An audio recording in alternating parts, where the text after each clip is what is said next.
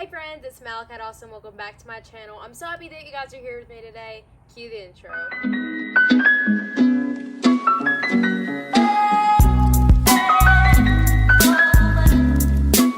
I have a word for you guys, prophetic word that God put in my heart a couple of weeks ago, and I just wanted to share it with you guys. So here is what it was, and he told me it is time for us to break sin cycles. I see so many people, teenagers, where they get in these habits of their life and they have an encounter with God and say, God, I want to lay all these sins down at your feet. God, I don't want to do this and that anymore. And so they get into this habit of, God, I'm going to give everything up, but then they fall back into their sin. And so that's called a sin cycle. You get out and you get in, but you just always fall back into your sin. And I heard God tell me this: I want you to tell my children to break their sin cycles. So here is what God told me. He said, if you do not deal with your sin, it becomes your identity. Let me say that again. If you don't deal with your sin, it becomes your identity. If you don't deal with that, if you don't get out of the sin cycle and stay out of it, it will become your identity. That sounds terrible, but let me tell you, it begins to consume your life. I can't tell you how many people I've seen where they can't get rid of their sin, and so they let it control their life, and it slowly consumes their entire life, essentially, and it becomes who they are. They identify as that sin. And God is not calling us that. He's calling us to be free children, and He's calling us to go after Him. So with that being said, we can't be tied down to any sins. So what God is saying is that it is time for us to starve our flesh and feed our spirit. I'm going to do another video about that later. But what that means is I have to starve that sin. I can't keep feeding it whenever I have a craving. Every time I have a desire does not mean I have to give it to myself. I think about it like this. Our world has become... Our world has had this mindset of, if I desire it, I ought to have it because it makes me happy. But that's not what God says. He says, if you want to be a true follower of who I am, you can't feed yourself. You can't fulfill your own desires. And so that combats everything that Americans believe nowadays. Because like I was saying, we think that we have to get it if we desire it, but God is saying you cannot feed your flesh and follow me. Are you understanding that? You can't live in a sin cycle and follow God. Just because you go to church, just because you go to 2 services a week, does not make you a Christian. You have to be a true follower of who God is, and that means starving your flesh and saying, God, even if I desire it, don't let me have it. Don't let me want it, God, because I want more of what you have for me than what I want for myself, God, because your ways are higher than mine. Your thoughts are higher than mine, and I want your plan over my life. So I'm going to read you guys Galatians 5, and here's what it says. Let me be clear. The Anointed One has set us free, not partially, but completely and wonderfully free. We must cherish this truth and stubbornly refuse to go back to the bondage of our past.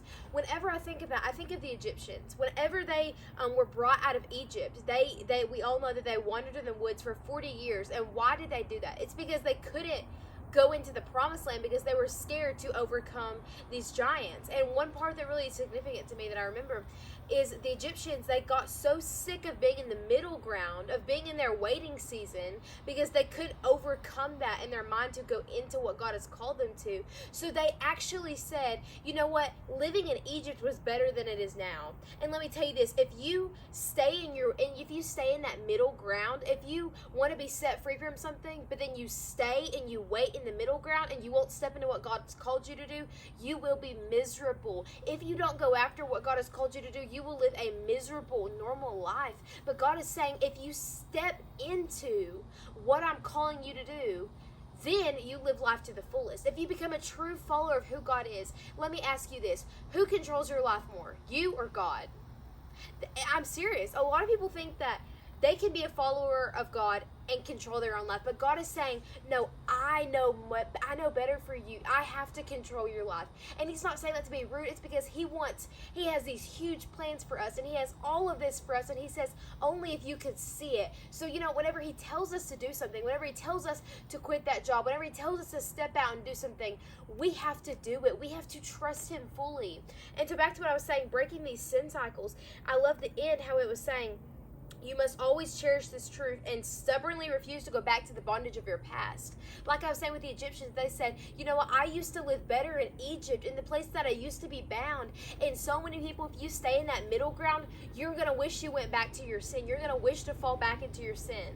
But let me tell you, if you step away from your sin and run after God with everything in you, without playing games, without going back to your sin, you will never be miserable a day in your life. You will never wish that you could go back to the bondage of your past. One more thing I want to share with you guys is this. I remember in the story of Lazarus, whenever Jesus calls him out of his grave, he was physically dead, and Jesus says, Lazarus, come forth, and he comes out of his grave. One of the things that Jesus does is he instructs people around him to take off his grave clothes. Now, a lot of people, whenever they're reading that, they just read over that scripture, but there's so much significance in that, because he says, I want you to take off everything that reminds Lazarus of what kind of grave he used to be in. Take off the wrappings that they wrapped him in before they put him into the grave. And that's exactly what Jesus is saying. When I set you free from that sin, when you get set free from something that you used to hold you down, don't have anything around you that reminds you of that sin. Don't stubbornly refuse to go back to the bondage of your past. So if you get set free from a drinking addiction, don't go to parties. Don't even put yourself in an environment to sin. What that means is, you know what, I'm going to give up this. I'm going to give up that. I may have to stop being friends with them. But you know what? It's because I know God has something better for me. And so I'm going to trust him. I'm going to lean into everything he has over my life. Another verse I'm going to read to you guys is in Romans.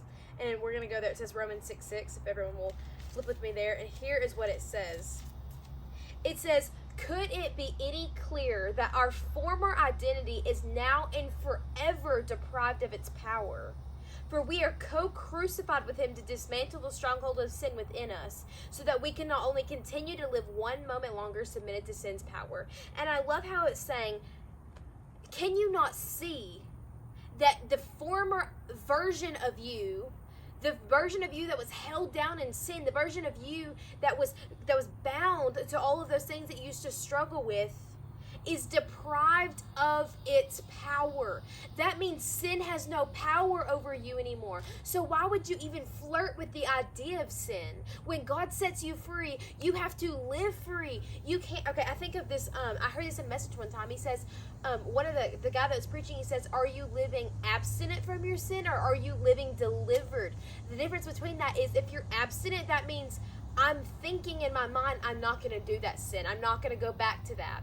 But when you're delivered, your mindset is, I don't even want to do that. You don't even have to think about it anymore, because you were delivered. You were set free from that. And I love how it was saying there, could it be any clearer that the former version of you is dead? It is literally dead, and it doesn't have power anymore. So why would you live in power to the sin that I set you free from? So let me tell you this. When God sets you free, child, you are free. He says, when you are who the Son sets free is free indeed. So what that means is, take off your grave clothes. Take off anything that reminds you of the person you used to be. Delete those pictures. Delete Snapchat. Go through your Snapchat memories and delete all of that. Get rid of some friends. You're going to have to get rid of some friends. Let me tell you, when I got set free from with God, I began to live this radical life, I stopped hanging out with certain people because they reminded me of the person I used to be. Now, that doesn't mean burn a bridge between them. That means I'm not going to spend my time with them. I'm not going to be around them because they remind me of what I used to be. They tempt me. That's why it's so important to find good friends. People that genuinely know where you used to be, see where you are now, and they want what's best for you. So they won't put anything around you that'll tempt you from your sin. Instead, they encourage you to keep on walking, to keep on moving. And so, like I said, I had to get rid of some friends, but don't burn bridges. They may need you one day. That means slowly back away and start living a new life. That doesn't mean be rude. That doesn't mean cut some ties between people. That means simply back away and step into what God has for you. I hope this video encouraged you guys, and I will see you guys later. Bye.